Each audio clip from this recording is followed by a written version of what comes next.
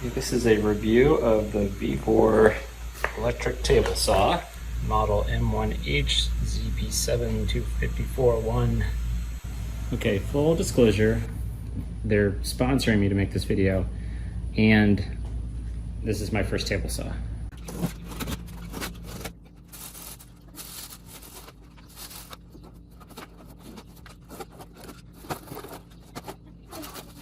Here is our instruction manual. So on first look, it's a little hard to find the actual instructions for putting it together.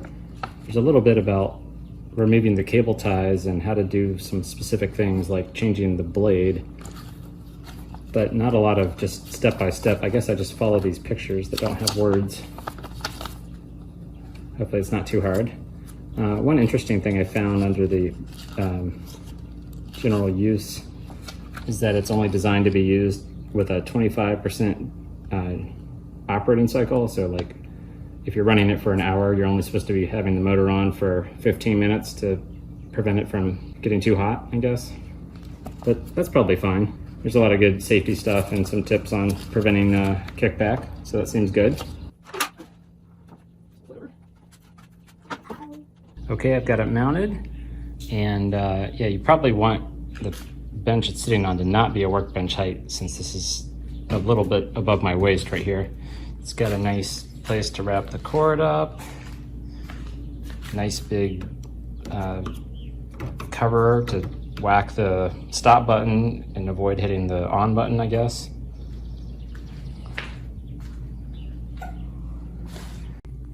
I'm kind of new to table saws, and it was talking about this interesting thing, which is called the riving knife.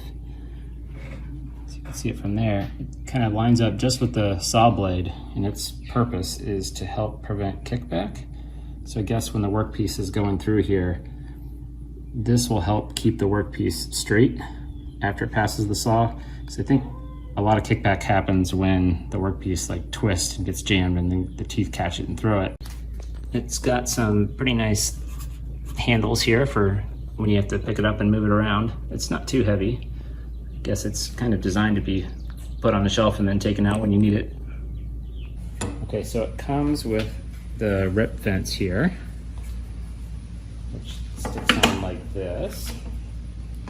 And it also comes with this additional rip fence, which is right here. So I think there's two purposes for this. One is if you've got a really thin piece of material, so even when you push down the lever to lock it down, there's a tiny gap there. So it could get caught underneath there and pinch and then kick back. So I think this guy, which you put in with these two kind of almost T-nuts with a wing nut on the other side through these holes. Yeah, once you have this thing installed with two wing nuts here, then I think you can, this is fully flush with the table, so nothing's gonna wedge underneath there. And if you've got something really thin that you're cutting, you can push this guy much closer to the saw. Yeah, then you can push this guy forward as it kind of slides on these T-nuts here.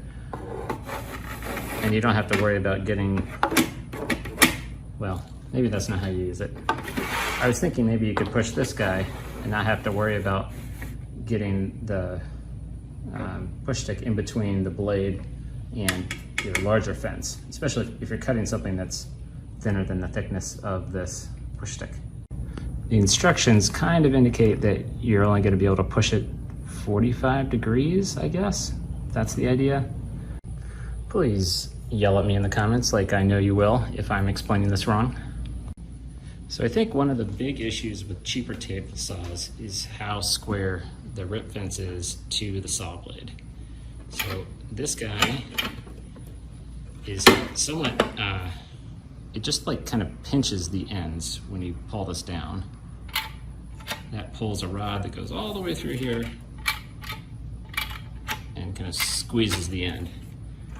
So there's not there's not a rack and pinion or anything to necessarily keep this completely square. In fact, I can move the end of this a good 1/4 inch with my hand.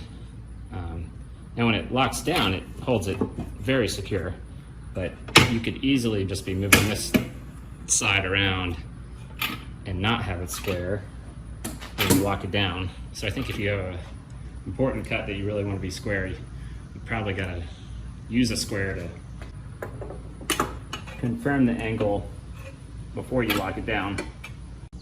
Okay, like I said, I'm new to table saws, but these rulers down here are really cool. 2 sets of marks. The one on the bottom is for wood that's work pieces that are right against the fence. So here, if I move this all the way to the fence, you can see my little red line is right at 0 or ish. And then the top one here, as indicated with this little picture, is if you include this piece, the extra fence. If I include that, now I should be looking at the top rule, which starts there. And if you hold this piece up to the 2 different rulers, its width is exactly the distance between this 0 and this 0. So that's kind of cool. So if you want to extend the table, pull this lever forward, and you can just slide this guy out. So this picture here kind of indicates what happens when you pull the table out to extend it. It says you should be using the rulers up here. And again, there's a top and the bottom that depends on whether you have the additional fence there or not. So what you do is you set this guy to 10, which is the max you can do without extending the table. Then lock it in. And now you pull the table out, and now you follow this one. So it starts off at 10, which was right where you started here. Then as you extend the table, now you add another inch for 11, 12, all the way out to 25 inches of width. And that would be between the saw and the fence, 25 inches. So that's pretty cool. And then I think you just push this lever down to lock this in place. One other thing is if you put the fence on the other side of the saw, as shown here, you have the same thing on this side. You gotta put the guard on first. Okay, I've got my guard and my instructions, which are one picture that's pointing to the riving knife and the riving knife hole. But it looks like the saw blade is high, so we'll do that first. Got it up. Take this off for now. It's pretty easy to take this on and off, by the way. Knob you can turn, and maybe a screw that looks like it fits into that hole here. So we'll try that. Okay, it tightens, but it's still pretty loose. I've got it fully tightened though. All right, cool. So I can kind of see how this works. It looks like it seems really loose and potentially able to hit the blade, sitting the blade. Maybe I did it wrong. Oh, this is one of the rare places where there actually are words to go with the installation. Okay, this thing feels pretty loose, but there wasn't an easy way for me to tighten it anymore. I mean, this thing is already as tight as I can get it because it's bottoming out on the inside right there, but I don't have an easy way to adjust that. So even if I tighten the knob as hard as I can, it's bottoming out on this left side, so it's not getting any tighter, but hopefully that's okay. Right now, it would hit that screw there, so I think that has to be higher. So I gotta raise up the table maybe. So my blade has to be really almost all the way up to be able to have this slide under there.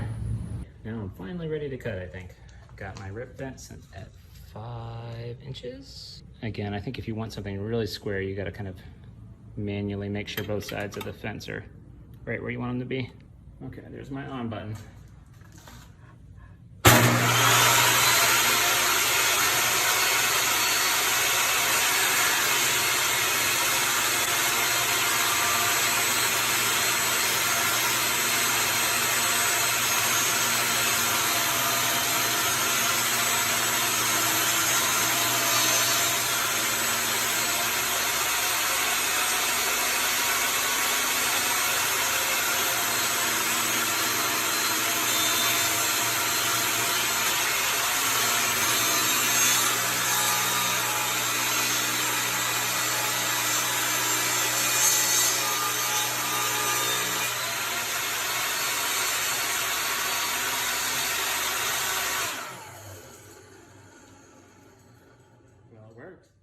not exactly how you, I'm not exactly sure how you transition from pushing by hand to the push stick in here. Work on my technique there, but let's see if we got the right dimension. My square goes to 12 on that side, so we'll set it to 7 here. Pretty good. I think it's a 1/16 too short, but that doesn't really surprise me. That's like less than the cut width of the blade. It doesn't surprise me that the rollers might be a little bit off here, or I'd have to adjust that a little to get it right at 5. It's consistent though. It's like a 1/16 short the entire length. So consistency is good. And then, so not seeing any daylight there. So at least it made a square cut. All right, let's try a miter cut. So I think you just undo this clamp here, maybe? Oh, yep, there it goes. Bring this guy up to my angle. Oh, I think I need to make it higher first because it's hitting the fence. There we go. Go to 45. Lock it in. 45 there-ish. My blade. Oops, my fence my guard is almost touching. Adjust this guy to 4 inches. Tighten that. So now I should be making a nice bevel cut here. And that's why the left side of this guard is shorter than the right side, because it has to lean over. And I'm gonna wear hearing protection this time because this is loud AF. Here we go.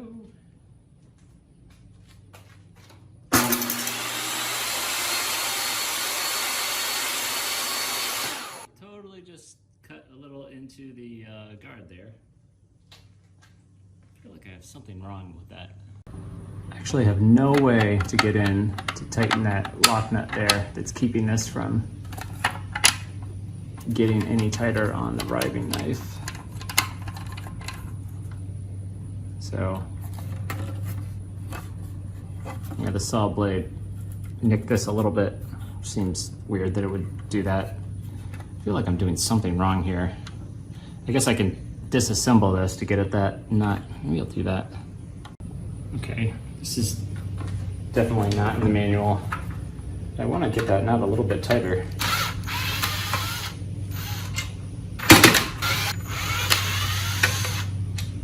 I'm loosening this a little bit to get this nut closer to the end.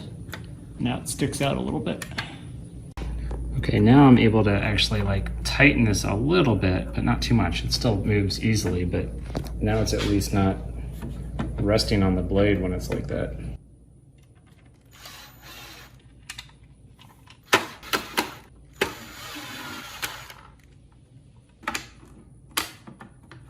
Here we go for our miter cut. I do like this little handy push stick holder spot. It's kind of cool. Lower this a little bit.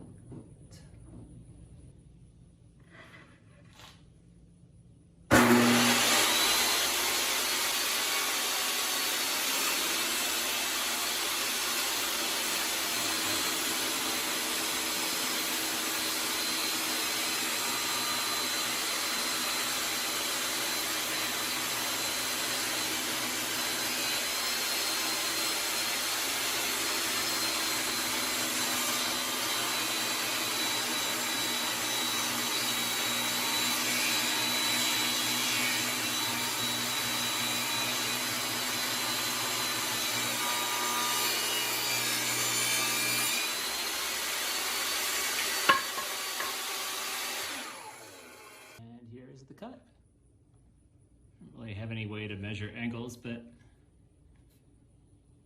that looks like it might be 45 degrees. 4 3/4 at the top, and about 4 3/4 at the bottom. I think there could be some operator technique that could be improved with how to hold the piece against the fence and keep it straight. Okay, the last thing I want to try out is this miter cutting. Set this guy at 0 degrees for a 90-degree cut. And I read that you're not supposed to, oh yeah, this slots in like this. Nice. I read that you're not supposed to use the rip fence with the miter cutting thing because it's more likely to cause jams. So we'll get rid of that. Is this thing gonna clear the saw? Oh. Yeah, looks like it will. Seems a little loose, but maybe that's okay.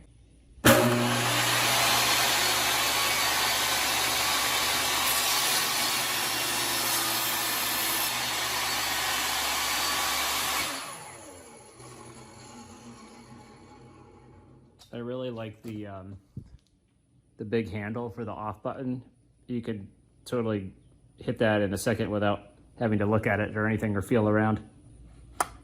Well, maybe not quite 90 degrees, but that was kind of due to me not paying attention when I tighten that. I could probably get it better. I think if something really matters, you got to do a sacrificial cut and adjust it. And let's try an angle. Let's do 45.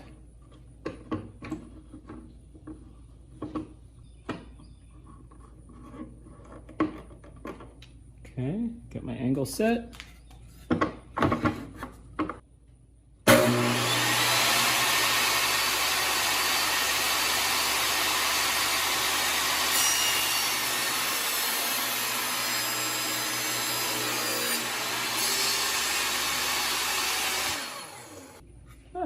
That looks like 45 degrees. Cool. Overall, I think this is going to make a great addition to my tool set to do little projects. Probably not the most repeatable and square cuts based on this fence, but I'll look up some cost comparisons. I think you're saving a lot of money by getting this brand.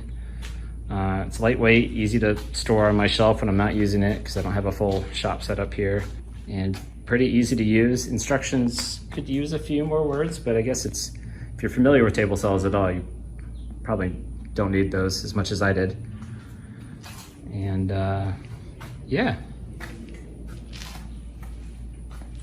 didn't really test out the power capabilities, and I know you can get attachments for dust collection in a stand that you can get that goes on it.